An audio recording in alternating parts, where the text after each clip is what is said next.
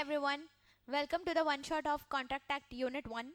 अब as the name says Contract Act पढ़ रहे हैं तो in the first place contract का meaning क्या होता है ये हम लोग यूनिट 1 में पढ़ने वाले हैं.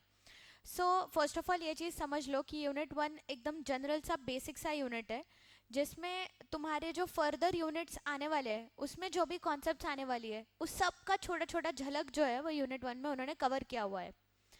तो now let's start with what do you mean bye a contract. तो कॉन्ट्रैक्ट को समझने के लिए सबसे पहले कॉन्ट्रैक्ट में क्या क्या एलिमेंट्स होते हैं उसको ठीक से समझते हैं.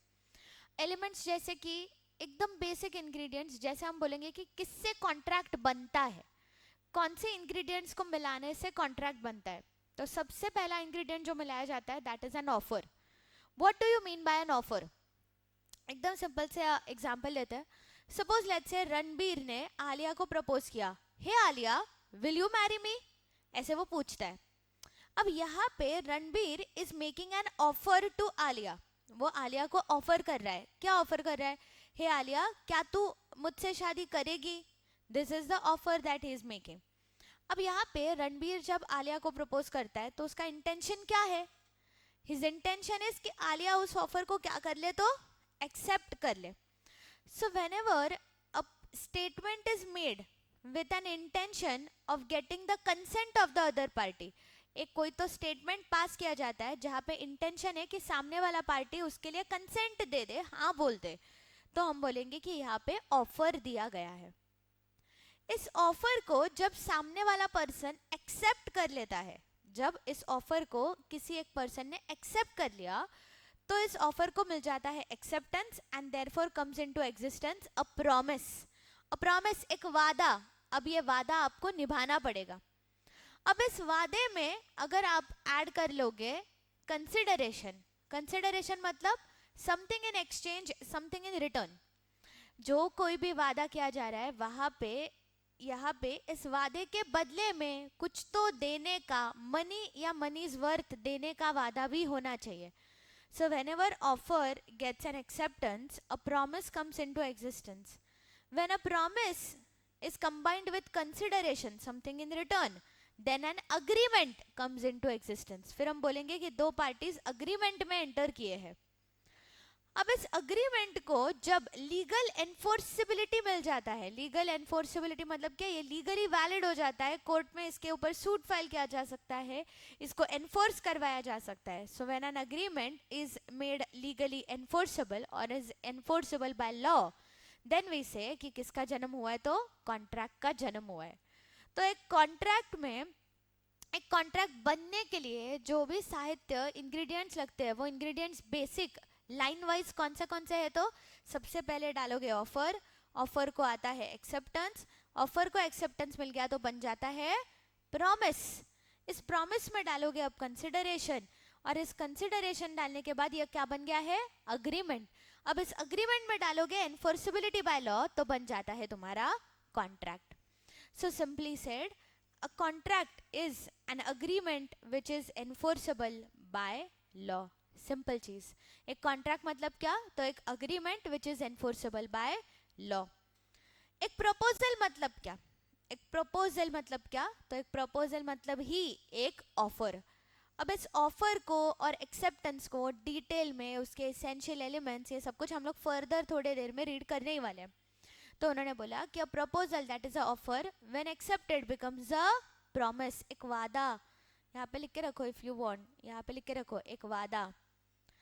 अब ये ऑफर और एक्सेप्टेंस जो कि एक वादा है, इसमें ऐड कर लोगे कंसिडरेशन तो बन जाता है एक अग्रीमेंट. और ये अग्रीमेंट में अगर आ जाता है enforceability by law that is a legal obligation तो बन जाता है एक कॉन्ट्रैक्ट.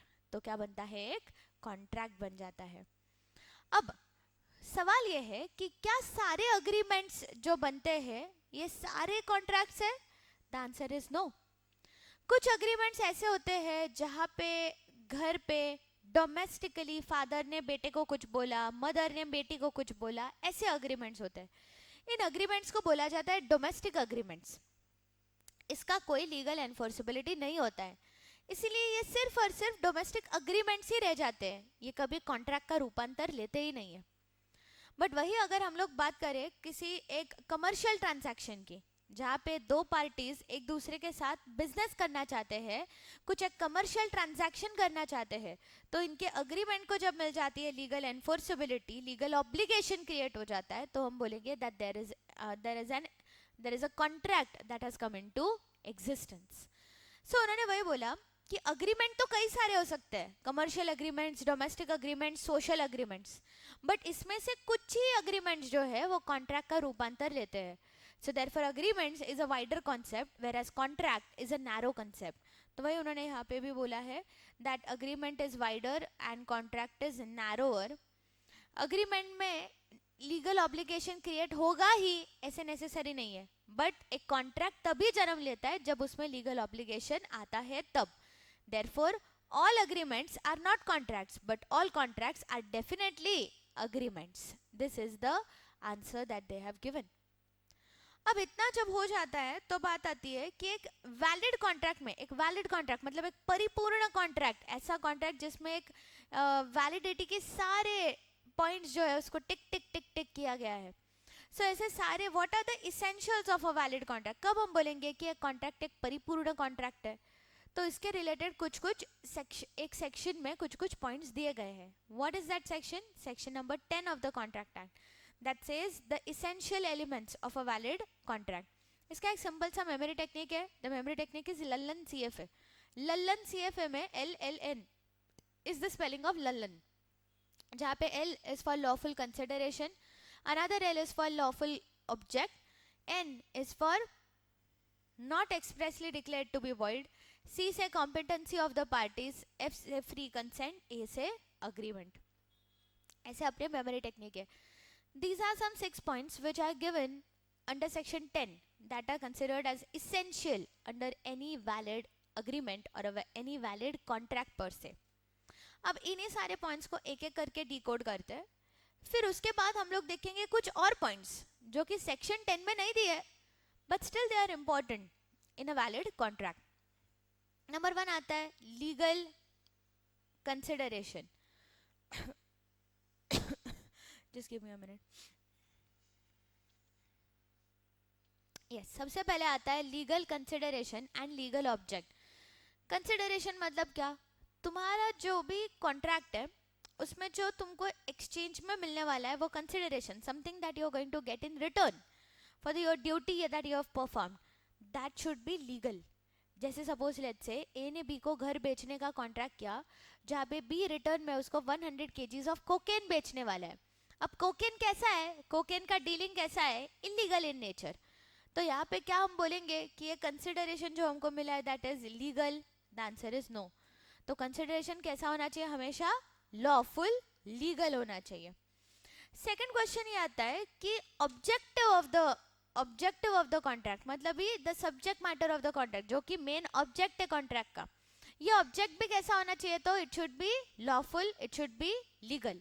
जैसे अगर मैंने तुमको बोला कि मुन्ना भाई entered into a contract with someone for the murder of doctor Asthana, doctor Asthana को मारने की सुपारी जो है ये यहाँ पे दी गई है, तो यहाँ पे द ऑब्जेक्ट क्या है? डॉक्टर अस्थाना का खून करना. ये क्या है फिर? Not lawful. एंड देयरफॉर एक वैलिड कॉन्ट्रैक्ट हम इसको नहीं बोल सकते. सो एक वैलिड कॉन्ट्रैक्ट ऐसा कॉन्ट्रैक्ट होता है जिसमें the object is lawful and even the consideration is also lawful. Third point ये आता है it should not be expressly declared to be void. It should not be expressly declared to be void मतलब क्या? Law ने Indian contract act में लिख के दिया है कि किसी को बिजनेस करने से रोकना, लीगल प्रोसीडिंग्स जो कि कोर्ट में केस चल रही है उस प्रोसीडिंग्स को रोकना, ये सारे अगर कॉन्ट्रैक्ट्स में आप एंटर करते हो तो these all contracts are void. क्यों? बिकॉज ये जनहित में जारी नहीं है. दीज अग्रीमेंट्स लॉ ने लिख के बोल दिया है कि ये अग्रीमेंट्स अगर आप करते हो तो these are all void in nature as they are all opposed to public policy. फिर इन दिस केस वही उन्होंने बोला है कि अगर आपका भी कॉन्ट्रैक्ट कुछ इस तरीके का है जो कि लॉ ने लिख के बोला है, मना किया है करने को, तो इट इज एक्सप्रेसली void, तो ये वैलिड कभी हो ही नहीं सकता. सो आपका कॉन्ट्रैक्ट अगर वैलिड कॉन्ट्रैक्ट है तो वो एक ऐसा कॉन्ट्रैक्ट होना चाहिए जो कि लॉ ने लिख के करने को मना नहीं किया है, मतलब ये void डिक्लेयर नहीं किया है. नेक्स्ट आता है सी पे से कॉम्पिटेंसी ऑफ द पार्टीज. तो who are the parties who are incompetent to enter into the contract? 3 parties. एक अनसाउंड माइंड, मतलब ये पागल. Number 2 minor. And number 3 a person who is disqualified by law. ये 3 कुछ ऐसे इंसान है जिसको लॉ मानता है कि अपना सही अपना गलत इनको नहीं समझता है, and therefore these are not competent to enter into any sort of contract. Next F पे से आता है फ्री कंसेंट. फ्री कंसेंट मतलब क्या? Being on the same page, understanding the same thing in the same sense. मतलब ही हम बोलेंगे कि both the parties in a contract are on the same page. इसका एक एग्जांपल है. सलमान के पास 2 मस्त गाड़ियां थी, एक ब्लैक एक रेड. शाहरुख ने दोनों गाड़ियां देखी हुई थी. सलमान ने शाहरुख को पूछा कि क्या तू मेरी गाड़ी खरीदेगा? सलमान को लग रहा है कि वो ब्लैक कलर की गाड़ी बोल रहा है, शाहरुख को लग रहा है वो लाल कलर की गाड़ी बोल रहा है. अब यहाँ पे देखो, सलमान दिमाग में सोच रहा है ब्लैक गाड़ी, पूछ क्या रहा है, क्या तू मेरी गाड़ी खरीदेगा? शाहरुख बोल रहा है हाँ हाँ मैं तुम्हारी गाड़ी खरीदूंगा, और मन में सोच रहा है रेड कलर की गाड़ी. तो यहाँ पे देखो, एक ब्लैक सोच रहा है एक रेड सोच रहा है. Are these 2 parties on the same page? The answer is no. So in this case we can't say that there is a free consent between the parties. तो कभी भी एक वैलिड कॉन्ट्रैक्ट में हमेशा both the parties should understand the same thing in the same sense. तभी हम बोलेंगे कि पार्टीज का कंसेंट कैसा है, तो फ्री कंसेंट है और ये एक वैलिड कॉन्ट्रैक्ट है. आगे जाके आप पढ़ोगे ऐसे कुछ केसेस जहाँ पे कंसेंट फ्री नहीं होता है, जैसे कि कोवर्शन, अंडर इन्फ्लुएंस, फ्रॉड, मिसरिप्रेजेंटेशन. इनको डिटेल में यूनिट 3 में डिस्कस किया गया है. यहाँ पे तुमको इसको डिटेल में लिखने की ज़रूरत बिल्कुल भी नहीं है. यहाँ पे अगर तुमको essential elements of a valid contract पे शॉर्ट नोट आई तो आपको इसके ऊपर बस टच एंड गो करना है. मतलब ये क्या, you just have to write what do you mean by free consent and what are some cases where there is no free consent, and you just have to write the names like coercion, undue influence, fraud, misrepresentation, etc. समझ गए? And then ए से आता है आपका agreement. Agreement मतलब ही क्या? Yes, offer plus acceptance makes a promise, and promise plus consideration is an agreement. So agreement is an outcome of offer that is accepted for a consideration. Simple. समझ गए तुम लोग? These are certain essentials that are given under section 10. अब इसके अलावा भी कुछ 5 essentials है जो कि सेक्शन 10 में दिए नहीं है, बट ये भी बहुत इंपॉर्टेंट है एक वैलिड कॉन्ट्रैक्ट होने के लिए. कौन से? Number 1, there should be minimum 2 parties in a contract. One a buyer, another a seller. दोनों 2 parties minimum contract में होना necessary है. Number 2 उन्होंने क्या बोला? Parties जो है उनका intention होना चाहिए to create a legal obligation. अगर दोनों के बीच में इंटेंशन है कि वो एक legal relation, legal obligation create करे, तो हम बोलेंगे कि this is a valid contract. Otherwise it would just be a domestic और अ सोशल अग्रीमेंट.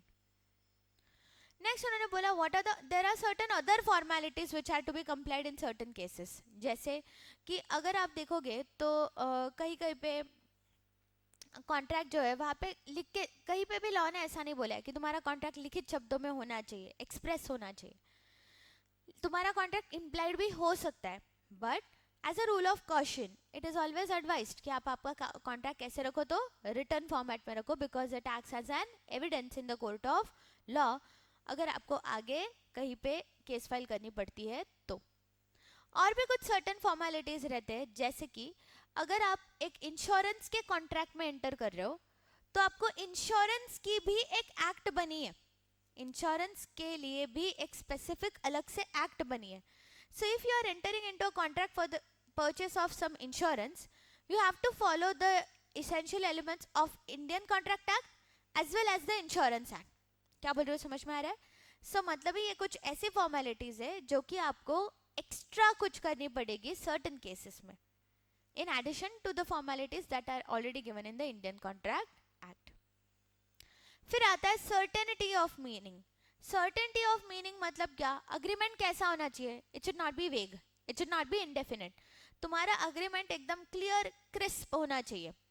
जैसे सपोज लेट्स से ए ने बी के साथ अग्रीमेंट किया. B is a oil dealer, oil है उसके पास अलग अलग टाइप के, groundnut oil, sesame oil, coconut oil, etcetera etcetera. A B को जाके बोलता है कि hey B sell me 100 tons of oil, मुझे बताओ, क्या हम इससे समझ सकते हैं कि कौन सा ऑयल चाहिए है एक्चुअल में, ग्राउंडनट, सेसमे, कौन सा चाहिए, समझ सकते हैं क्या हम लोग? नहीं। मतलब ये कॉन्ट्रैक्ट, ये अग्रीमेंट कैसा है? It is vague, you can't understand what is exactly asked from you. So ऐसे जब वेगनेस होता है तो हम लोग बोलेंगे कि यहाँ पे भी the agreement is void. Why so? For the want of certainty of meaning. Point number 5 आता है possibility of performance of an agreement. Possibility of performance मतलब क्या? कॉन्ट्रैक्ट ऐसा करो जो कि एक्चुअल में परफॉर्म करना पॉसिबल है। जैसे सपोज लेट्स से अगर कॉन्ट्रैक्ट ऐसा हो रहा है जहाँ पे एक मरे हुए इंसान को जिंदा करने की बात हो रही है, is this actually possible? The answer is no. Any act which is impossible to perform can not create a valid contract.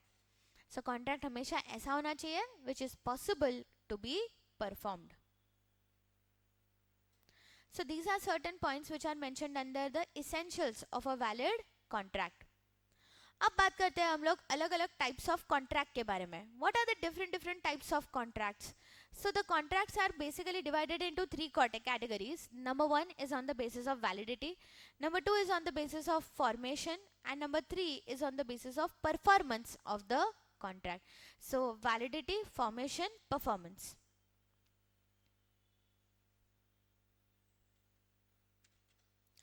अब देखो टाइप्स ऑफ कॉन्ट्रैक्ट्स में on the basis of validity सबसे पहले आता है what do you mean bye a valid contract. Simple है, एक valid contract मतलब एक ऐसा contract which is a binding contract. सारे जितने essential elements of a valid contract हमने पढ़े, ये सारे एसेंशियल्स को ये पार कर चुका है, सारे एसेंशियल्स को टिक टिक टिक कर चुका है.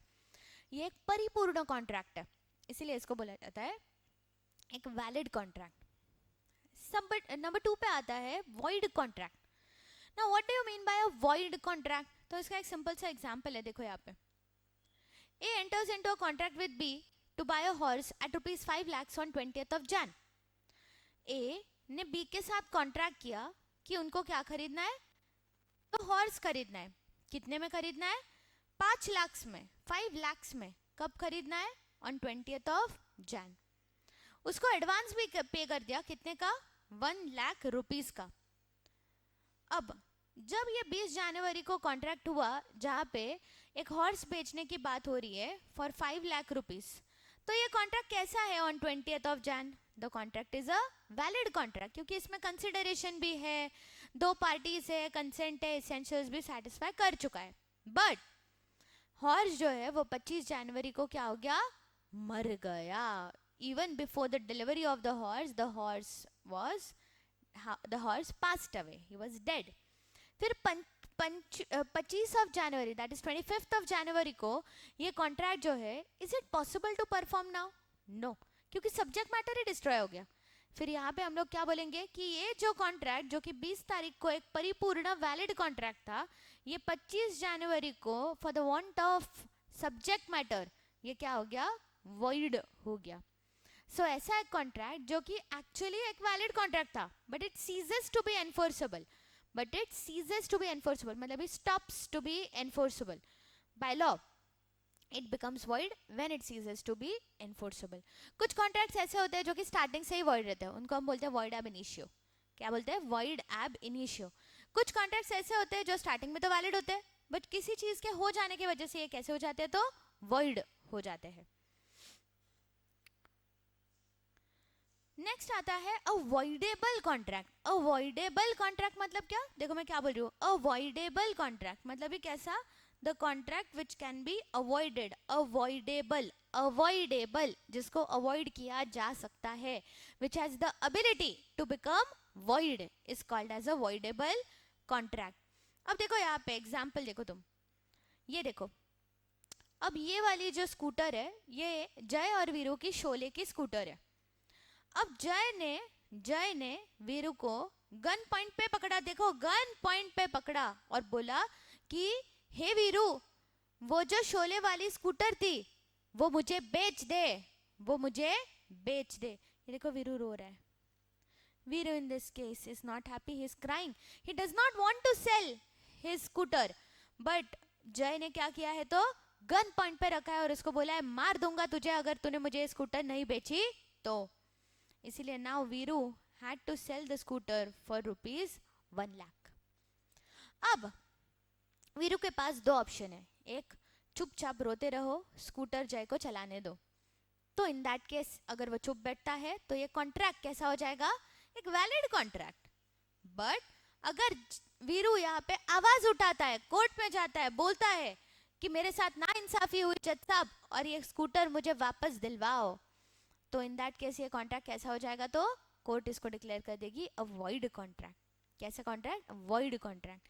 तो फिर एक ऐसा कॉन्ट्रैक्ट जहाँ पे वीरू के ऊपर डिपेंडेंट है सब कुछ, द दुखी आत्मा, द अग्रीव्ड पार्टी वीरू के ऊपर डिपेंडेंट है कि ये कॉन्ट्रैक्ट वैलिड होगा कि वॉइड होगा, तो उसको हम लोग बोलते हैं अवॉइडेबल कॉन्ट्रैक्ट. क्या बोलते हैं हम इसको, voidable contract. The contract that has an ability to become void is called as a voidable contract. All the contracts that are caused by coercion, undue influence, fraud, misrepresentation are all what? They are all voidable contracts.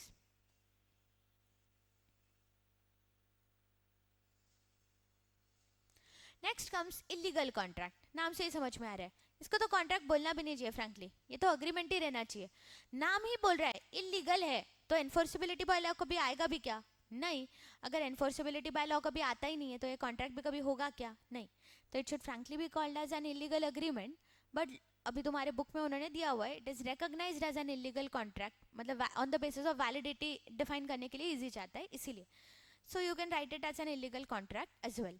अब simple meaning क्या है, ऐसा contract जो कि law ने करने से मना किया है, फॉरबिड किया है, ऐसे कॉन्ट्रैक्ट को हम बोलते हैं इलीगल कॉन्ट्रैक्ट. ऐसे कॉन्ट्रैक्ट स्टार्टिंग से ही वॉइड होते हैं, they are all void ab initio, they are never valid. जैसे बनते हैं वैसे ही क्या होते हैं, वॉइड होते हैं. So these are called as simply illegal contracts और इलीगल अग्रीमेंट्स. अब देखो यहाँ पे they have given a small distinction also. तो देखो वॉइड अग्रीमेंट एक वॉइड होता है बट नेसेसरीली इलीगल है ऐसे नेसेसरी नहीं है. whereas an illegal agreement is always void. Void agreement is not forbidden by law, whereas an illegal agreement is always forbidden by law.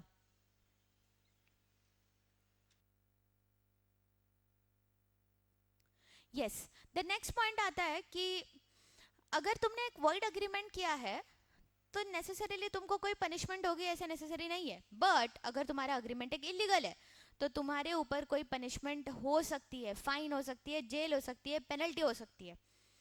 फिर उन्होंने बोला कोलैटरल अग्रीमेंट्स. कोलैटरल मतलब क्या, a secondary agreement which is dependent on the primary agreement. Collateral agreements मतलब क्या, a secondary agreement which is dependent upon the primary agreements. यहाँ पे उन्होंने क्या बोला कि अगर आपका प्राइमरी अग्रीमेंट वॉइड होता है तो आपका सेकेंडरी अग्रीमेंट नेसेसरीली वॉइड हो ऐसे नेसेसरी नहीं है. But in the case of N illegal contract और एन इलीगल अग्रीमेंट, अगर आपका प्राइमरी अग्रीमेंट जो है वो ही इलीगल है तो आपका कोलैटरल अग्रीमेंट मतलब सेकेंडरी अग्रीमेंट भी ऑलवेज क्या होगा, वॉइड होगा. मैंने क्या बोला, ऑलवेज वॉइड होगा. I didn't say it will also become illegal, I said it will be always void. फिर आता है last point on the basis of validity, that is an unenforceable contract. Unenforceable मतलब क्या, something that can not be enforced. ऐसा contract which is actually good in substance, मतलब वो actual में एक परिपूर्ण कॉन्ट्रैक्ट बन सकता है बट किसी एक गलती की वजह से, जैसे कि आपने डेट नहीं लिखी कॉन्ट्रैक्ट पे, तो अब ये एनफोर्स नहीं किया जा सकता है. इसीलिए फॉर द टाइम बिंग ये कैसा है, अभी अनएनफोर्सेबल कॉन्ट्रैक्ट है जिसके ऊपर हम लोग एनफोर्समेंट नहीं कर सकते by law. Next comes the type of contracts on the basis of formation of contract. On the basis of formation को अगर देखा जाए तो सबसे पहले आता है express contracts. Express contracts मतलब क्या, जो एक तो लिखित रूप में किए हैं या फिर बोल के किए हैं, इनको हम बोलते हैं express contracts. एक्चुअल में ऐसे ही कॉन्ट्रैक्ट्स करने चाहिए. Why so? Because अगर आप लिखित रूप में कॉन्ट्रैक्ट्स करते हो तो that acts as an evidence in the court of law. Point 2 पे आता है इम्प्लाइड कॉन्ट्रैक्ट. इम्प्लाइड कॉन्ट्रैक्ट मतलब क्या, कि जो दो पार्टीज के एक्शंस की वजह से, कंडक्ट के वजह से हमको समझ में आता है वैसा कॉन्ट्रैक्ट होता है इम्प्लाइड कॉन्ट्रैक्ट. इसका कुछ क्लासिक एग्जाम्पल है जो कि दिया गया है तुम्हारे मॉड्यूल में, और अगर टाइप्स ऑफ कॉन्ट्रैक्ट के ऊपर सवाल आता है तो ये बहुत बार ऐसा जैसे कि वैसा पूछा भी जाता है. तो उन्होंने एक एग्जाम्पल ऐसा दिया है कि अगर कोई कूली है जो कि तुमको ऑलरेडी पता है रेड यूनिफॉर्म में प्लेटफॉर्म्स पे रहते हैं, अगर कोई कूली है, वो ट्रेन से उतरे हुए पैसेंजर का सामान लेके चलना शुरू कर देता है, और पैसेंजर उसको हाँ भी नहीं बोलता है, नहीं भी नहीं बोलता है, उसके पीछे चलना चलना शुरू कर देता है, तो यहाँ पे हम क्या इन्फर करेंगे, फिर क्या कंक्लूड करेंगे कि यहाँ पे ये कूली ने जो बैग उठा के चलना शुरू किया और ये पैसेंजर ने भी कुछ ना बोलते हुए उसके पीछे पीछे चलना शुरू किया, तो दोनों ने भी एक इम्प्लाइड कॉन्ट्रैक्ट में एंटर किया है, जहाँ पे दोनों पार्टीज के एक्शंस की वजह से हमने समझ लिया है that they have entered into a contract. अब इम्प्लाइड कॉन्ट्रैक्ट का ही एक बच्चा है, इसका नाम है tacit contract. What do you mean by tacit contract then? तो tacit means silence, tacit means silent. ऐसा एक कॉन्ट्रैक्ट जहाँ पे हम लोग इस कॉन्ट्रैक्ट फॉर्म हुआ है, ये कहाँ से इन्फर करते हैं? तो we infer it by the conduct of the parties. तुम बोलोगे मैम सेम ही तो बोल रही है, इम्प्लाइड कॉन्ट्रैक्ट में भी conduct of the parties silent था, इधर भी conduct of the parties silent ही है, वही तो मैं बोल रही हूँ, इम्प्लाइड कॉन्ट्रैक्ट का एक बच्चा है टैसिट कॉन्ट्रैक्ट। फिर तुम बोलोगे लेकिन मैम हम आइडेंटिफाई कैसे करें which ones are tacit and which ones are implied? तो सिंपल है, इम्प्लाइड कॉन्ट्रैक्ट्स में जनरली क्या होता है कि रूल थोड़ा डिफाइंड नहीं होता है, जैसे अब ये कूली गेट तक छोड़ेगा कि गाड़ी तक छोड़ेगा ये पता नहीं है हमको, तो there is an implied contract. But whereas तुम जब एटीएम में जाते हो कैश विड्रॉल के लिए, तुमने जितना कैश वहाँ पे इनपुट किया, पिन डाला, तो उतना ही कैश बाहर आने वाला है, यू नो दैट राइट? तो मतलब यहाँ पे भी तुमने कुछ नहीं बोला है, you have not said anything, action of the party से ही कॉन्ट्रैक्ट का जन्म हुआ है, but the rule here is a little bit defined, therefore we call it as a tacit contract. Simple है, यही उसका डिस्टिंक्शन है। ये डिस्टिंक्शन तुमको कहीं पे लिखा हुआ भी नहीं मिलेगा, कहीं पे भी नहीं मिलेगा, बट दैट्स इट, मतलब उतना ही हम लोग डिस्टिंक्शन पॉइंट आइडेंटिफाई कर सकते हैं। सो इम्प्लाइड कॉन्ट्रैक्ट कूली वाला एग्जाम्पल, टैसिट कॉन्ट्रैक्ट एटीएम वाला एग्जाम्पल, तो इसको याद रखो। एंड और एक एग्जाम्पल है जो कि तुमको ऑलरेडी पता है कि ऑक्शन जब भी होता है, तो ऑक्शन तुमने आईपीएल का ऑक्शन भी देखा होगा, आईपीएल का ऑक्शन भी जब भी होता है तो एक प्लेयर इज सोल्ड ऐसे जब बोलते हैं, तो देखो वो हैमर को ऐसे पटकाते हैं, बराबर? हैमर को जैसे ही पटकाया हम बोलते हैं कि यहाँ पे ये बिडिंग क्या हो गई, अभी क्लोज हो गई, बिकॉज कॉन्ट्रैक्ट फॉर्म हो गया। क्या बोल रहे हो, समझ में आ रहा है क्या?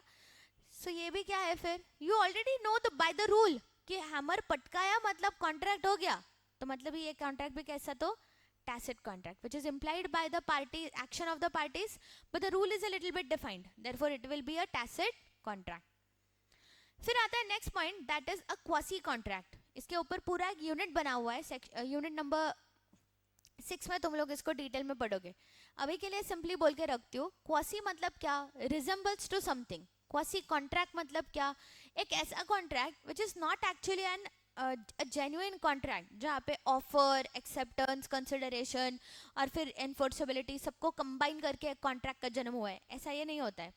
यहाँ पे both the parties never actually intend to enter into the contract, but it is imposed by law, law ने इनके ऊपर जबरदस्ती करके इनका ये कॉन्ट्रैक्ट में एंटर करवाया है, ऐसा कॉन्ट्रैक्ट होता है एक क्वासी कॉन्ट्रैक्ट। इसका classic example is finder of lost goods. तो सपोज लेट्स से प्राप्ति finds a diamond ring on the road, वो उसको उठा लेती है, जैसे ही वो उठा लेती है अब she is the finder of lost goods, अब उसकी कुछ रिस्पॉन्सिबिलिटी आ जाती है, जहाँ पे उसको अभी ट्रू ओनर को ढूंढना पड़ेगा, रिंग को संभाल के रखना पड़ेगा। तो ये सारा रिस्पॉन्सिबिलिटी उसके ऊपर क्यों आया, बिकॉज जैसे ही उसने रिंग उठाई रास्ते पे से, she has entered into a quasi contract, जहाँ पे Prapti never really intended to enter into a contract with the diamond ring owner, but imposed by law है, इसीलिए ये इन दोनों के बीच में एक कॉन्ट्रैक्ट जैसा एक क्वासी कॉन्ट्रैक्ट फॉर्म हो गया है। फोर्थ पे आता है ई कॉन्ट्रैक्ट्स। ई कॉन्ट्रैक्ट्स सबसे इजी है टू आइडेंटिफाई। ई कॉन्ट्रैक्ट्स मतलब ऐसे सारे कॉन्ट्रैक्ट्स विच कम इनटू एग्जिस्टेंस बाय सम इलेक्ट्रॉनिक मींस, जैसे कि ईमेल, फैक्स, साइबर, जो ई कॉमर्स के कॉन्ट्रैक्ट्स होते हैं, these are all E contracts. These are also called as EDI contracts, cyber contracts और even as mouse click contracts. अब आता है third type, that is on the basis of performance of the contract. On the basis of performance, performance मतलब क्या, जो वादा किया है वो क्या करना पड़ेगा, निभाना पड़ेगा। तो देखो उन्होंने क्या बोला अभी, on the basis of performance of the contract. हम लोग एकदम सिंपली एक एग्जाम्पल से तुमको पूरा समझा देती हूँ मैं, ठीक है? मैंने प्रॉमिस किया कि मैं तुमको लॉ पढ़ाऊंगी, तुमने मुझे प्रॉमिस किया तुम मुझे फीस दोगे। मैंने लॉ पढ़ा दिया, तुमने फीस दे दी। सो तुम्हारा जितना कॉन्ट्रैक्ट का परफॉर्मेंस था तुमने निभा दिया, मेरा जो वादा था मैंने निभा दिया, तो ये कैसा? Executed contract. फिर बात करते हैं, मैंने बोला कि मैं तुमको मैंने बोला मैं तुमको लॉ पढ़ाऊंगी, तुमने बोला तुम मुझे फीस दोगे। तो यहाँ पे ना तुमने अब तक फीस दी है ना मैंने अब तक लॉ पढ़ाया है, आज के तारीख पे सिर्फ दोनों ने वादा किया है। तो यहाँ पे ये कॉन्ट्रैक्ट कैसा होगा? Executory contract. और वहां पे भी दोनों भी पार्टीज का एग्जीक्यूशन कैसा है? पेंडिंग है, अभी भी आउटस्टैंडिंग है, पेंडिंग है, इसीलिए उसको क्या बोलते हैं? तो बायलैटरल एग्जीक्यूटरी कॉन्ट्रैक्ट। क्या बोलते हैं? तो बायलैटरल एग्जीक्यूटरी कॉन्ट्रैक्ट। फिर बात करते हैं ऐसे कॉन्ट्रैक्ट की जहां पे, जैसे फॉर एग्जांपल मैंने तुमको लॉ पढ़ा दिया, तुमने अब तक फीस नहीं दी है, तो फिर this is a unilateral executory contract, जहां पे एक पार्टी ने अपना पार्ट परफॉर्म कर लिया है, दूसरे पार्टी का अपना पार्ट ऑफ परफॉर्मेंस बाकी है, इसीलिए उसको क्या बोला जाता है? तो unilateral executory contract. Simple, that's it. So इतना हुआ। फिर उसके बाद आता है next chunk, that is what do you mean by an offer and what are the essential elements of an offer. तो बहुत ही सिंपल है, it is very very simple and easy to understand. तो फटाफट करेंगे। देखो, ऑफर मतलब क्या? ऑफर मतलब जब एक इंसान दूसरे इंसान को कुछ बोलता है, विलिंगनेस एक्सप्रेस करता है। विलिंगनेस किस चीज़ का एक्सप्रेस करता है? क्यों एक्सप्रेस करता है? ताकि सामने वाला इंसान उसको क्या कर ले? तो एक्सेप्ट कर ले, अपना कंसेंट उसके लिए दे दे। फिर यहाँ पे हम लोग क्या बोलेंगे? यहाँ पे क्या किया गया है? तो ऑफर किया गया है। अब ये ऑफर दो तरीके का हो सकता है। एक होता है ऑफर टू डू समथिंग, जैसे रणबीर ने आलिया को ऑफर किया, क्या तुम मुझसे शादी करोगी? शादी करने का ऑफर दिया, तो इसको हम लोग बोलेंगे offer to do something. And second आता है, यहाँ पे देखो, ये एग्जाम्पल देखो, अनिल कपूर जो है वो दिल धड़कने दो में, अनिल कपूर जो है वो फरहान अख्तर को भी एक ऑफर देता है कि हे फरहान, मैं तुम्हारा फॉरेन एजुकेशन स्पॉन्सर करूंगा अगर तुम प्रियंका से शादी नहीं करते हो तो यहाँ पे ये ऑफर क्यों दी जा रही है? कुछ ना करने के लिए, नॉट टू डू समथिंग, जिसको हम लोग फैंसी भाषा में क्या बोलते हैं? तो एब्सटेन फ्रॉम डूइंग समथिंग। क्या बोल रहे हो? क्लियर है सबको? Yes, so offer can be to do something और to abstain from doing something. फिर उन्होंने बोला what are the essentials of an offer. तो जो इंसान ऑफर कर रहा है, जो प्रपोजल कर रहा है, उसको बोलते हैं हम लोग प्रपोजर या फिर ऑफरर। जिसको ये दिया जा रहा है ऑफर, उसको बोलेंगे ऑफरी या फिर प्रॉमिसी या फिर एक्सेप्टर। नेक्स्ट उन्होंने क्या बोला कि एक वैलिड ऑफर में एक पार्टी ने एक्सप्रेस करना चाहिए कि ऑफर किस चीज के लिए दिया जा रहा है, किसी चीज को करने के लिए या किसी चीज को ना करने के लिए। मतलब ही क्या? The statement should be clear whether the offer is made to do something or not to do something, तब हम बोलेंगे कि ये ऑफर कैसी है? एक वैलिड ऑफर। नेक्स्ट उन्होंने क्या बोला? Point number 3, the willingness must be expressed with a view to obtain the assent. Assent मतलब क्या? Consent of the other party. तो मतलब ये रणबीर जब आलिया को प्रपोज करता है, ही एक्चुअली इंटेंट्स कि आलिया उसको क्या करे? हाँ बोल दे। समझ में आ रहा है? तब हम बोलेंगे कि वैलिड ऑफर की गई है। नेक्स्ट उन्होंने क्या बोला? ऑफर कैन बी पॉजिटिव और ऑफर कैन बी नेगेटिव। तो अगर ऑफर हो रही है कुछ करने के लिए तो ये पॉजिटिव ऑफर है, ऑफर हो रही है कुछ ना करने के लिए तो ये एक नेगेटिव ऑफर है। That's it. Those are the essentials of a valid offer. अब नेक्स्ट सवाल आता है, what are the different types of offer. तो ऑफर एक जनरल टर्म है और इस ऑफर को अलग अलग टाइप्स में क्लासिफाई किया गया है, जहाँ पे सबसे पहले आता है जनरल ऑफर। जनरल ऑफर को एकदम अच्छे से याद कर सकते हो तुम लोग, कैसा पता है? 1 to many वाला ऑफर। 1 to many, एक इंसान जब पब्लिक एट लार्ज को ऑफर देता है तो हम बोलेंगे कि यहाँ पे इस इंसान ने क्या दिया है? तो जनरल ऑफर दिया है। The same was observed in the famous case law of Carlill versus carbolic Smoke Ball company, जहाँ पे कार्बोलिक स्मोक बॉल कंपनी ने न्यूज़पेपर में एडवर्टीजमेंट दे के छपवाया था कि आप अगर हमारा प्रोडक्ट यूज करते हो तो आपको कभी भी इन्फ्लुएंजा नहीं होगा, और अगर आपको इन्फ्लुएंजा होता है तो हम आपको 100 पाउंड्स का रिवॉर्ड देंगे। तो ये क्या हुआ, एक general offer which is made to the public at large. यहाँ पे कार्लिल ने एक्चुअल में ये स्मोक बॉल्स खरीदे, उसको यूज किया, बट तो भी उसको इन्फ्लुएंजा हुआ। तो सवाल ये है कि क्या यहाँ पे हम बोलेंगे कि इनके बीच में एक वैलिड कॉन्ट्रैक्ट हुआ था जहाँ पे कार्लिल ने ऑफर को एक्सेप्ट किया था? The answer is yes, because carbolic Smoke Ball company ने जब न्यूज़पेपर में एडवर्टीजमेंट दिया तो उन्होंने कुछ रूल्स डाले थे कि अगर इस तरीके से तुमने हमारे स्मोक बॉल्स को यूज़ किया तो आपको कभी इन्फ्लुएंजा होगा नहीं। फिर कार्लिल ने अगर इन सारे कंडीशंस को उसने फॉलो किया है और तो भी उसको इन्फ्लुएंजा हुआ है, तो हम बोलेंगे कि यहाँ पे the offer that was made by Carbolic Smoke Ball Company was validly accepted by Carlill and there was a contract between both of them, and इसीलिए कार्लिल गेट्स अ राइट कि वो कॉम्पेंसेशन क्लेम कर सकती है।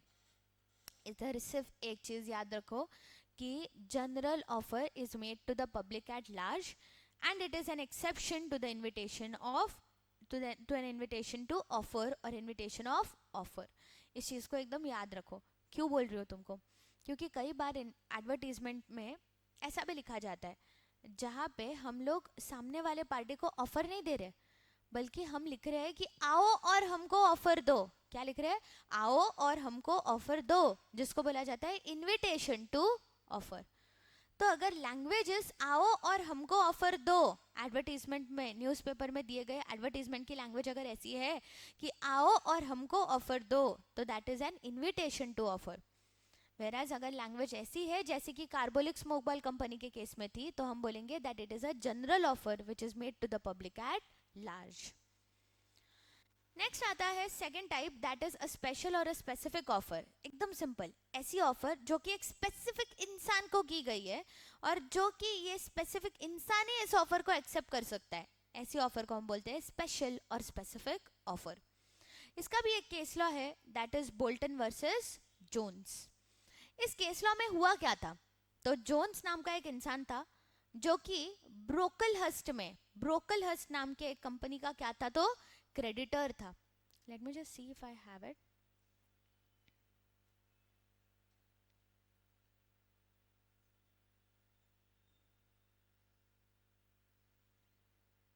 ये देखो, Jones नाम का एक इंसान था, he was a creditor of Brocklehurst. अब ब्रोकलहस्ट उसको पैसे नहीं दे रहा था, तो जोन्स ने सोचा एक काम करता हूँ, इनसे मैं गुड्स परचेज कर लेता हूँ। इनसे क्या करता हूँ? गुड्स परचेज कर लेता हूँ। मतलब क्या हो जाएगा? सटल उटो हो जाएगा। If I purchase goods on credit from Brocklehurst will now not need to pay me anything, तो मेरे पैसे छूट जाएंगे। इसीलिए जोन्स ने परचेस ऑफ गुड्स का ऑर्डर दिया किसको? ब्रोकलहस्ट को। इन द मीनवाइल ब्रोकलहस्ट ने ये कंपनी जो है, अपना बिजनेस जो है वो बेच दिया था किसको? बोल्टन को। किसको? बोल्टन को। अब इन दिस केस बोल्टन जो है उसने ब्रोकलहस्ट के इस कॉन्ट्रैक्ट को क्या किया? फुलफिल कर दिया। उसने गुड्स को सप्लाई कर दिया टू जोन्स। जोन्स ने इन गुड्स के पैसे नहीं दिए। अब बोल्टन बोल रहा है कि मुझे इन गुड्स के पैसे चाहिए है। तो देखो जोन्स क्या बोलता है, ऑफर मैंने दी थी सिर्फ और सिर्फ ब्रोकलहस्ट को, तो इस ऑफर को एक्सेप्ट करने का अधिकार भी सिर्फ किसके पास है? तो ब्रोकलहस्ट के पास है। अगर कोई एक तीसरा व्यक्ति बोल्टन यहाँ पे इस ऑफर को एक्सेप्ट करके मुझे गुड्स बेच रहा है, तो यहाँ पे मेरी गलती नहीं, I need not pay for it. This is the simple case law of Bolton versus Jones. अब फिर तुम्हारा सवाल आएगा, लेकिन फिर what about the goods that are already supplied to Jones? So Jones will have to supply these goods, return these goods back to Bolton. Simple. फिर आता है another example, another point, that is a cross offer. Simple है। A ने B को पूछा क्या तुम मेरा घर 5 लाख में खरीदोगे? लेटर से भेजा। B ने A को लेटर भेजा, क्या तुम तुम्हारा घर मुझे 5 लाख में बेचोगे? देखो, ए भी सेम घर के बारे में बात कर रहा है, बी भी सेम घर के बारे में बात कर रहा है, लेकिन यहाँ पे ए को ये नहीं पता कि बी भी सेम चीज के बारे में लेटर भेज रहा है, और बी को भी नहीं पता कि ए सेम चीज के बारे में लेटर भेज रहा है।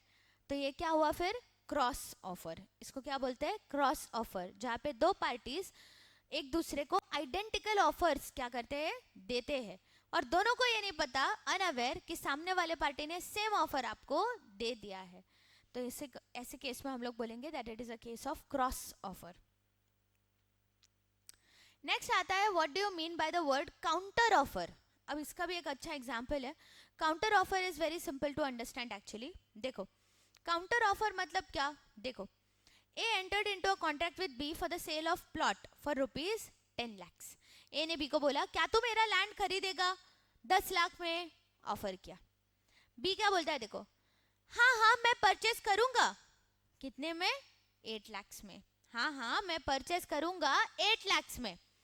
तो यहाँ पे क्या हम ऐसे बोलेंगे that B has given an acceptance to as offer, the answer is no. यहाँ पे अमाउंट चेंज की गई, यहाँ पे जो फिर बी बोल रहा है कि हाँ हाँ मैं खरीदूंगा 8 लाख पे, this is not acceptance whereas this is a offer. यहाँ पे ए के ऑफर को रिजेक्ट करके बी ने उसको नई ऑफर दी है, एंड देयरफॉर हम लोग इसको क्या बोलते हैं, तो काउंटर ऑफर। इसको क्या बोलते हैं हम लोग, काउंटर ऑफर। इस चीज को याद रखो।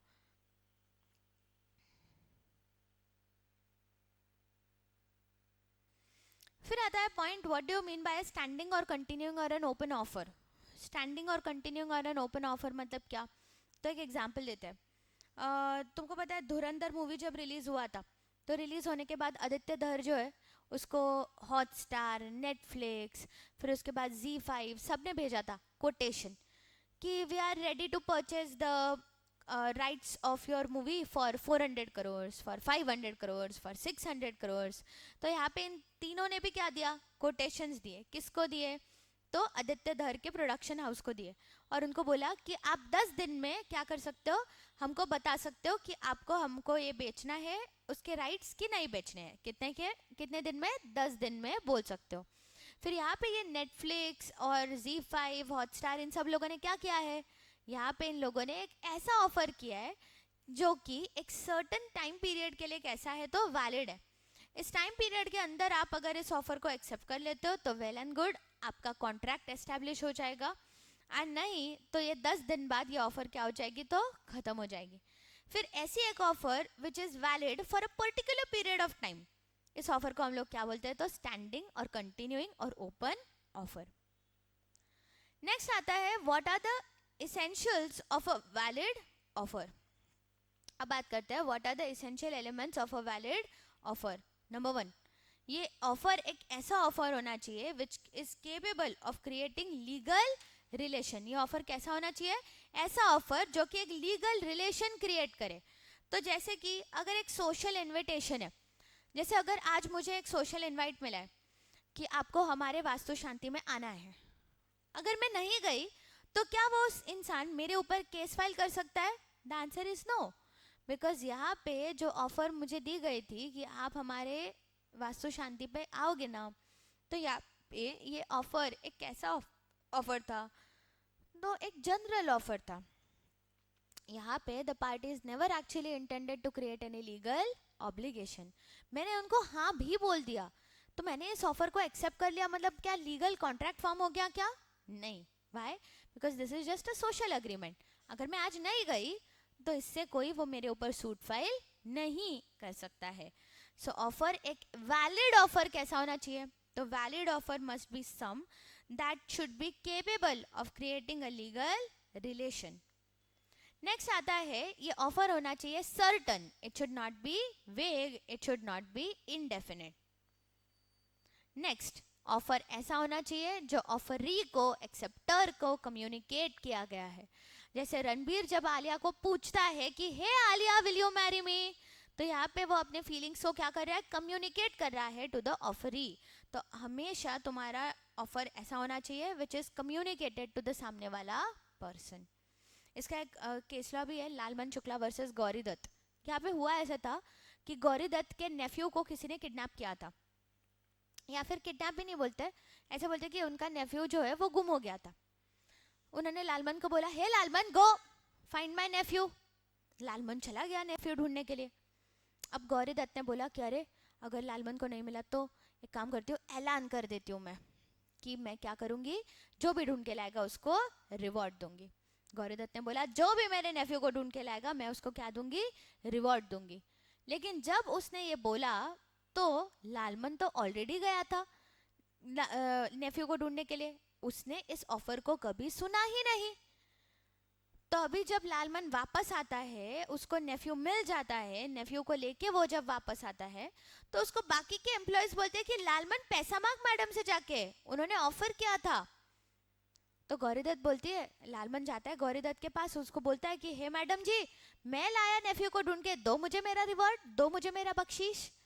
तो देखो गौरीदत्त क्या बोलती है कि लालमन, तूने अगर कभी मैंने दी हुई ऑफर को सुना ही नहीं, if I never communicated the offer to you in the first place, तो आपका कोई अधिकार नहीं बनता है कि आप मुझे इसके ऊपर पैसा मांगो। तो basically offer should be communicated to the offeree, if not it is not a valid offer for you. फिर ये ऑफर कैसी होनी चाहिए? तो सामने वाले का कंसेंट लेने के हिसाब से की गई होनी चाहिए। जैसे रणबीर जब आलिया को प्रपोज करता है, he has it in mind, he is doing it with the willingness of obtaining Alia's consent to get married।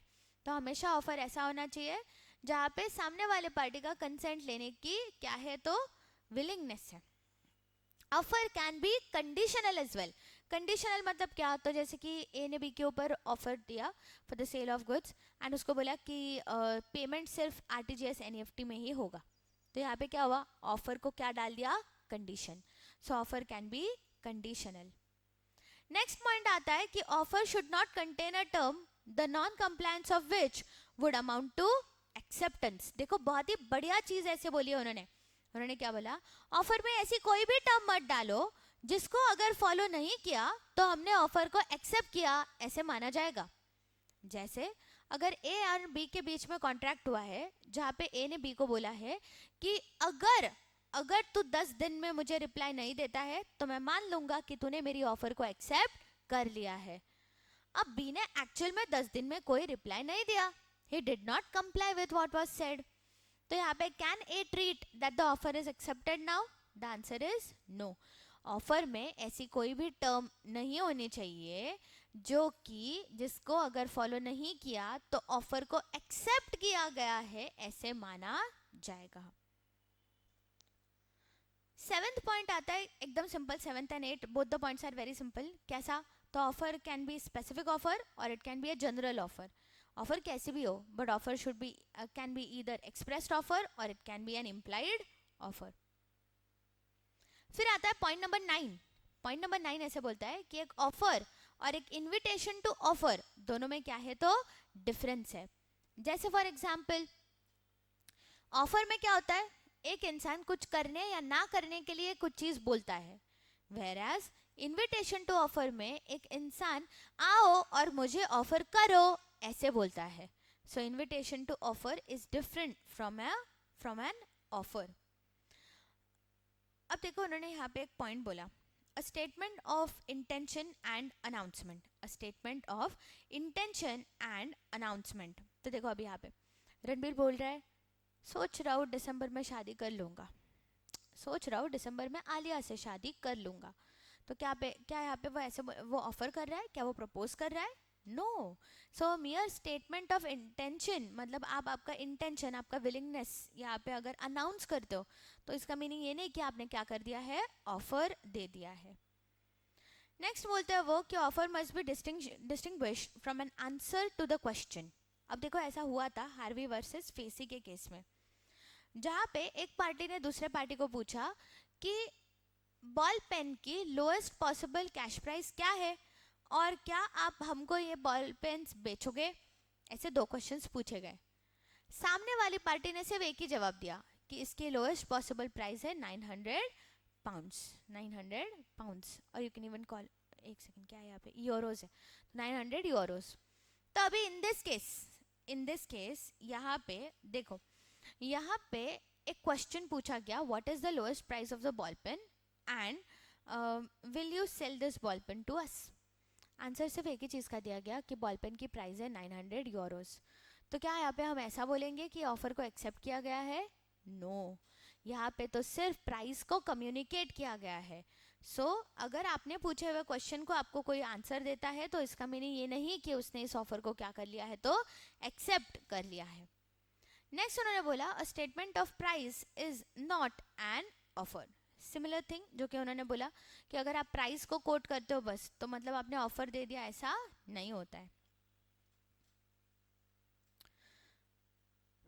फिर उन्होंने क्या बोला देखो, an invitation to make an offer और to do a business. An invitation to make an offer मतलब ये क्या, आओ हमको आप ऑफर करो, is an invitation to offer. फिर उन्होंने क्या बोला, if the goods are sold through auction, तो हम लोग क्या बोलेंगे फिर, यहाँ पे हम क्या बोलेंगे फिर, तो ऑक्शनियर जो होता है, द ऑक्शनियर जो कि ऑक्शन कंडक्ट कर रहा है, उसका एक्चुअल में किसी के साथ कोई कॉन्ट्रैक्ट नहीं होता है. वो तो बस आपको बोल रहा है कि आओ और ऑफर दो. वो जब बोलेगा 2002 2003 तो ये क्या कर रहा है, आओ और हमको ऑफर दो, ऐसे बोल रहा है. सामने वाला पार्टी अगर ऑफर देता है और पेंटर या फिर जिस चीज़ का ऑक्शन हो रहा है वो उस चीज़ को एक्सेप्ट करता है तो बन जाएगा कॉन्ट्रैक्ट. भाई उन्होंने यहाँ पे भी बोला है. So any prospectus that is issued by the company, फिर अगर आपने पब्लिक को इनवाइट किया है फॉर द ऑफर या फिर for to subscribe for the securities, ये सब कुछ क्या है, all of this is an invitation to offer. फिर उन्होंने उस चीज़ का एग्जाम्पल दे दिया कि व्हाट आर सर्टेन केसेस जहाँ पे हम बोलेंगे कि इनविटेशन टू ऑफर हो रहा है. तो नंबर 1, प्रोस्पेक्टस कंपनी का जो होता है, कंपनी का जो एक प्रोस्पेक्टस होता है, एक ब्रोशर होता है जिसपे कंपनी की सारी इन्फॉर्मेशन इन्स एंड आउट्स लिखे होते हैं, साल भर में क्या किया है वो लिखा होता है, अगले साल क्या करने वाले हैं वो लिखा होता है, तो उसको बोलते हैं हम लोग prospectus. So prospectus of the company is an invitation to offer. अगर आप डिस्प्ले पे शॉप पे विंडोज के आप पे कुछ डिस्प्ले करके रखते हो, जैसे कि वेस्ट साइड जाओगे तो वेस्ट साइड पे ऐसे मैनिक्विन्स लटकी हुई है, तो ये क्या है फिर, this is also an invitation to offer. Number 3 पे आता है एडवर्टीजमेंट ऑफ ऑक्शन सेल्स. जैसे मैंने अभी तुमको बोला, वेलकम में भी ये चीज़ दिखाई गई है. तुमको पता है मजनू भाई जो है उसके पेंटिंग की नीलामी होती रहती है, तो यहाँ पे भी उस चीज़ का एडवर्टीजमेंट किया जाता है इन द न्यूज़पेपर. फिर यहाँ पे ये भी क्या है, तो this is also an invitation to offer. And fourth point क्या है, तो अगर आपने बस ऐसे भेजा, सामने वाले पर्सन ने आपको क्वेरी भेजी और आपने बस ऐसे भेजा कि उसका प्राइस है इतना, तो मतलब क्या आपने ऑफर दे दिया, ऐसे होगा क्या, नहीं, it will be an invitation to offer.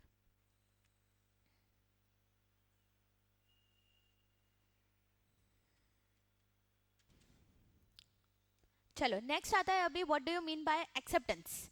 तो सिंपल है, जब भी किसी एक पर्सन को आप आपका कंसेंट एक्सप्रेस करते हो तो हम लोग बोलेंगे कि दी गई ऑफर को आपने क्या कर दिया है, तो एक्सेप्टेंस दे दिया है. So when the person to whom the proposal is made signifies his assent thereto. Assent मतलब भी consent thereto. The proposal is said to be accepted. The proposal when accepted becomes a promise. Simple. फिर उन्होंने बोला कि what are the legal rules regarding a valid acceptance. एक valid acceptance मतलब exactly क्या होता है. तो नंबर 1, एक्सेप्टेंस सिर्फ इसी पर्सन को दिया जा सकता है जिसने कि आपको ऑफर दिया है. ऑफर देने वाले को ही आप एक्सेप्टेंस दे सकते हो. So acceptance can be given only by the person to whom the offer is made and by whom the offer is made. Next आता है acceptance must be absolute and it should be unqualified. Meaning क्या, आपको जैसी offer दी है उसी offer को आपको accept करना है, उसमें कोई कंडीशन कोई क्वालिफिकेशन आपको नहीं डालना है, तो हम बोलेंगे कि आपने एक वैलिड एक्सेप्टेंस दिया.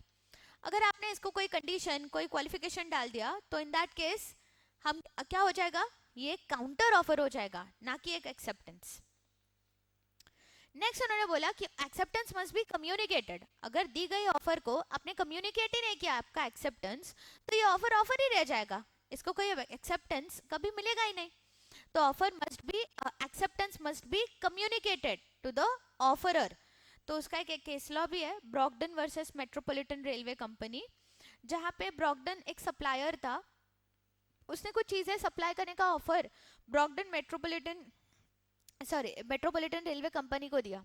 मेट्रोपॉलिटन रेलवे कंपनी के मैनेजर ने इस ऑफर को एक्सेप्ट भी किया, बट उसका लेटर जो है वो ड्रॉवर में रख दिया. अब ये लेटर कभी ब्रॉकडन के पास पहुंचा ही नहीं. अगर ये ब्रॉकडन के पास कभी पहुंचा ही नहीं तो ये ऑफर ऑफर ही रह गया, इसको कभी एक्सेप्टेंस जो है वो मिला ही नहीं, क्योंकि एक्सेप्टेंस कभी कम्युनिकेट ही नहीं किया गया, तो कॉन्ट्रैक्ट जो है वो भी कभी बना ही नहीं. फिर आता है next point number 4, that is offer must be in the prescribe mode, मतलब acceptance must be in the prescribe mode. मतलब क्या, अगर सामने वाले पर्सन ने दिया था कि अगर आप ऑफर को एक्सेप्ट कर रहे हो तो इसी इसी मोड में करना, जैसे कि लिख के ही करना या टेलीफोन पे ही करना, तो इन दैट केस आपको भी एक्सेप्टेंस उसी मोड में देना है, जैसे कि लिख के ही देना है या टेलीफोन पे ही करना है। जो भी प्रिस्क्राइब मोड दिया है उसी हिसाब से आपको क्या करना है, एक्सेप्टेंस देना है। नेक्स्ट आता है point number 5, that talks about the time. तो ऑफर को एक्सेप्टेंस कितने टाइम में दोगे? तो अगर ऑफर में कोई स्पेसिफाइड टाइम गिवन है तो उसके अंदर आपको उसको एक्सेप्ट करना है, और अगर कोई टाइम गिवन नहीं है तो you have to accept it within a reasonable time. फिर आता है next point, that is mere silence is not acceptance. चुप बैठना मतलब आपने ऑफर को एक्सेप्टेंस दे दिया है, ऐसे हम लोग नहीं बोलेंगे। तो उसका उन्होंने एक सिंपल चीज बोला कि इफ नथिंग इज कम्युनिकेटेड, मतलब जैसे कि आप चुप बैठे, आपको ऑफर दिया, जैसे रणबीर ने आलिया को पूछा विल यू मैरी मी, और आलिया एकदम चुप, ना हाँ बोल रही है ना बोल रही है। तो रणबीर ऐसे नहीं बोल रहा कि एक्सेप्टेड एक्सेप्टेड, आलिया ने शादी के लिए हाँ बोल दिया, ऐसे वो बोल सकता है क्या? नहीं। सो अगर आपने किसी एक ऑफर को हाँ भी नहीं बोला ना भी नहीं बोला, आप चुप बैठ गए, या आप उसको हाँ बोलना या ना बोलने के लिए भूल गए, तो आपने ऑफर को एक्सेप्ट कर लिया, ऐसे माना नहीं जा सकता। मतलब ही मियर साइलेंस, चुप बैठना, is not equal to acceptance. फिर आता है next point, that is acceptance by conduct और इम्प्लाइड एक्सेप्टेंस। जैसे ए ने बी को ऑर्डर किया कि क्या आप मुझे 100 kgs ऑफ राइस बेचोगे, बी ने डायरेक्टली राइस भेज दिया, तो यहाँ पे बी ने क्या किया, ऑफर को डायरेक्टली एक्सेप्ट कर दिया by doing what was asked in the offer.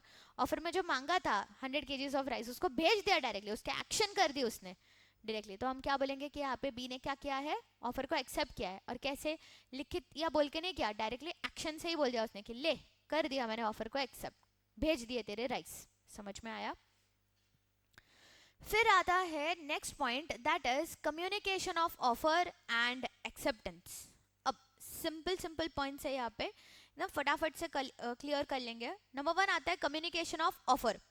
The communication of offer is complete when it comes to the knowledge of the person to whom it is made. Simple सा point है, देखो suppose let's से मैंने कुछ offer किया तुमको, तो फिर यहाँ पे इस ऑफर का कम्युनिकेशन हो गया है कंप्लीट। ऐसे हम कब बोलेंगे, जब मैंने दिया हुआ ये ऑफर आप तक पहुंच जाता है, आपको समझ जाता है, आपके नॉलेज में आ जाता है, तब। मैंने दिया हुआ ऑफर जो है उसका बस लेटर आपके पास पहुंचा तो कम्युनिकेशन ऑफ ऑफर कंप्लीट हुआ, ऐसे हम नहीं बोलेंगे। बट ये लेटर आपके पास पहुंचा, आपने इसको पढ़ लिया, इसका नॉलेज आपको आ गया है, तब हम बोलेंगे कि communication of offer is complete. फिर आता है नेक्स्ट सवाल, that is when is the communication of acceptance complete. When is the communication of acceptance complete? तो कम्युनिकेशन ऑफ एक्सेप्टेंस में एक्चुअली उन्होंने दो कैटेगरीज दी है। Communication of acceptance as against the proposer, and proposer मतलब offerer, and communication of acceptance as against the acceptor. तो एकदम ही simple दिया, देखो यहाँ पे, देखो एकदम अच्छे से समझना। सपोज लेट्स से ये एक चिट्ठी है, सपोज लेट्स से ये एक चिट्ठी है, मैंने आपको ऑफर किया था कुछ, suppose let's say offer is to sell my phone to you. मेरा फोन जो है वो बेचने के लिए मैं आपको क्या कर रही हूँ, तो ऑफर दे रही हूँ, ठीक है। ये ऑफर जो है वो मैंने आपको किया। अब ये ऑफर जो है मैंने लिखा है उसमें कि क्या आप मेरा फ़ोन खरीदोगे फॉर 50,000 रुपीज़, ऑफर है हाँ। तो ये ऑफर जो है ये मैंने आपको दे दिया, आपने इसको पढ़ लिया, तो communication of offer is complete. अब आपने इसको पढ़ा, आपने इसको समझा, और आपको इसको अभी क्या करना है, एक्सेप्ट करना है। आपने पर्टिकुलर लेटर पढ़ा, इसके ऊपर टिक टिक टिक साइन कर दिया और वापस से इसको एनवेलप में डाल दिया। अब आपने क्या किया, देखो अब आपने इस लेटर को वापस से क्या कर दिया, तो भेज दिया डायरेक्टली। ये पोस्टमैन यहाँ पे बैठा हुआ है, पोस्टमैन को क्या कर दिया आपने, ये भेज दिया, पोस्टमैन के हाथ में दे दिया। अब जैसे ही आप इसको पोस्टमैन के हाथ में देते हो, क्या अब आप इस लेटर में कोई चेंजेस कर सकते हो? नहीं कर सकते। सो जब आपने इस लेटर को आपके हाथ से किसी दूसरे को दे दिया या पोस्ट में डाल दिया, सो दैट अब ये लेटर कहाँ पे है, तो इन ट्रांजिट है, मुझ तक पहुंच रहा है वापस से, तो अब आप इसमें कोई चेंजेस नहीं कर सकते. सो इन दैट केस हम बोलेंगे कि communication of acceptance is complete for whom? For me. For whom? For me. जैसे ही आप इस लेटर को आपके हाथ से निकाल देते हो सो दैट अब आप इस लेटर में कोई चेंज नहीं कर सकते हो, तो हम बोलेंगे कि communication of acceptance is complete for me. और जब ये लेटर मुझ तक पहुंच जाता है, मेरे पास पहुंच गया, देखो अब ये लेटर जब मेरे पास पहुंच जाता है, मैंने इस लेटर को रीड कर लिया, तो communication of acceptance is complete for whom? For you. क्या बोल रही हो, समझ में आया? सो कम्युनिकेशन ऑफ एक्सेप्टेंस में 2 पॉइंट्स उन्होंने बोले, as against the proposer and as against the acceptor. So communication of acceptance is complete as against the proposer. तो देखो उन्होंने वर्डिंग्स कैसे यूज किए. When it is put in the course of transmission to him so as to be out of the power of the acceptor, you to withdraw the same. And when it is complete as against the acceptor, when it comes to the knowledge of the proposer. मैंने पढ़ लिया, तो आपके लिए communication of acceptance अब क्या हो गया? complete हो गया. सिंपल है. चलो फिर आता है तुम्हारा कि एक्सेप्टेंस आप टेलीफोन या टेलेक्स या फैक्स पे भी दे सकते हो, तो that is also possible. Instantaneous हो जाता है उल्टा, वो इंस्टेंटेनियस मतलब रियल टाइम में हो जाता है. फिर आता है point about communication of special conditions. Communication of special conditions में जैसे कि तुमको पता है कि जब भी तुम लोग फ्लाइट का टिकट लेते हो तो वहाँ पे ना कुछ सारे टर्म्स एंड कंडीशंस रहते हैं कि जैसे कि केबिन में आप क्या लगेज लेके जा सकते हो, और आपको चेक इन में कौन सा लगेज डालना है, कौन से आइटम्स है जो कि आप केबिन में नहीं लेके जा सकते, आपको वो चेक इन में ही डालने पड़ते हैं. तो ऐसे कुछ कुछ स्पेशल कंडीशंस उस पर रिटर्न होते हैं. तो आपने टिकट लिया, मतलब ही ऐसे माना जाता है कि आपने इन स्पेशल कंडीशंस को क्या कर लिया है? एक्सेप्ट कर लिया है. तो वही उन्होंने बोला है कि कम्युनिकेशन ऑफ स्पेशल कंडीशंस जो है ये एक्चुअल में कभी कम्युनिकेट किए जाएंगे भी, कभी कम्युनिकेट नहीं भी किए जाएंगे. नहीं भी किए गए तो भी ऐसे माना जाता है कि आपने इन स्पेशल कंडीशंस को एक्सेप्ट कर लिया है, इम्प्लाइड है वो. उसी के रिलेटेड एक केस लॉ भी है, लिली वाइट वर्सेस मन्नू स्वामी. पढ़ लेना ये केस लॉ भी एक बार. कम्युनिकेशन ऑफ परफॉर्मेंसेस कुछ बहुत फैंटास्टिक अलग नहीं दिया है, तो I am not taking revision for that. फिर आता है रिवोकेशन ऑफ ऑफर और एक्सेप्टेंस. अब देखो रिवोक करना मतलब क्या? पीछे ले लेना. रिवोकेशन मतलब क्या? किसी चीज को क्या करना? पीछे ले लेना. तो अब इन दिस केस जो है कम्युनिकेशन ऑफ रिवोकेशन कंप्लीट हो गया है. ऐसे कब मानेंगे? कम्युनिकेशन ऑफ रिवोकेशन इधर ऑफ ऑफर और ऑफ एक्सेप्टेंस कब कंप्लीट हुआ ऐसे हम लोग मानेंगे? तो देखो यहाँ पे suppose let's say you are the person who is revoking it. तुम acceptor is the person who is revoking it. So as against the person who makes it, मतलब ये जो revoke कर रहा है उसके लिए ये communication of revocation खत्म कब होता है? जब ये इस revocation के letter को transmission में डाल देता है, so as वो अब इस revocation के letter में कोई changes नहीं कर सकता है. And when is the communication of revocation complete as against the person to whom it is made? मतलब मैं आप मैंने दी हुई ऑफर को क्या कर रहे हो? रिजेक्ट कर रहे हो, रिवोक कर रहे हो. एक्सेप्टेंस को आप रिवोक कर रहे हो, जो एक्सेप्टेंस आपने मुझे दिया था उसको आप क्या कर रहे हो? तो रिवोक कर रहे हो. फिर इन दिस केस ये मेरे लिए कम्युनिकेशन ऑफ रिवोकेशन कंप्लीट कब होगा? When it comes to my knowledge. Simple.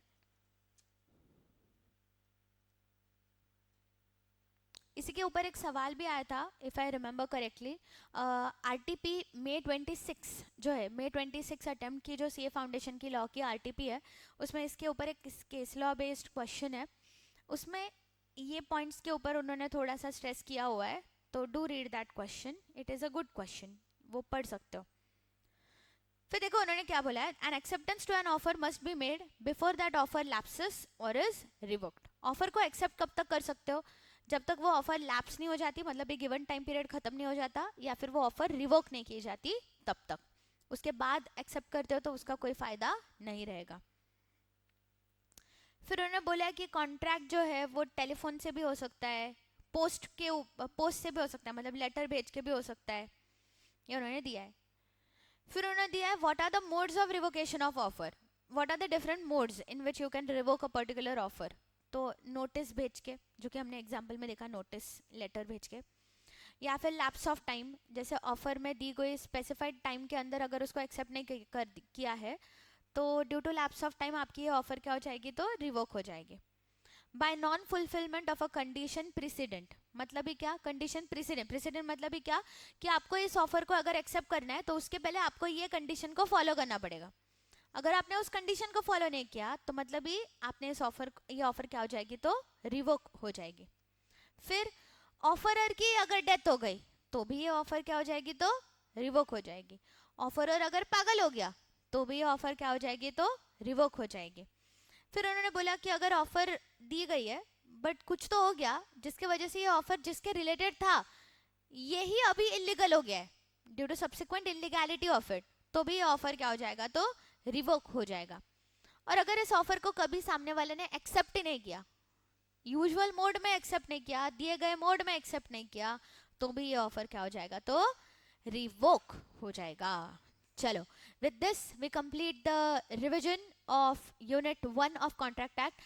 Do watch the whole revision along with the module that we have. notes में से पढ़ो पहले, that is not watching a one shot video is not a shortcut to hard work. तो hard work तुमको करना ही पड़ेगा, module go through करना ही पड़ेगा, वो डिटेल में पढ़ो, उसके साथ अगर कोई एक पॉइंट्स याद नहीं आ रहा है तो उसके लिए वन शॉट का रेफर जरूर करना। ओके, चलो bye, I will see you in next lecture, Tata.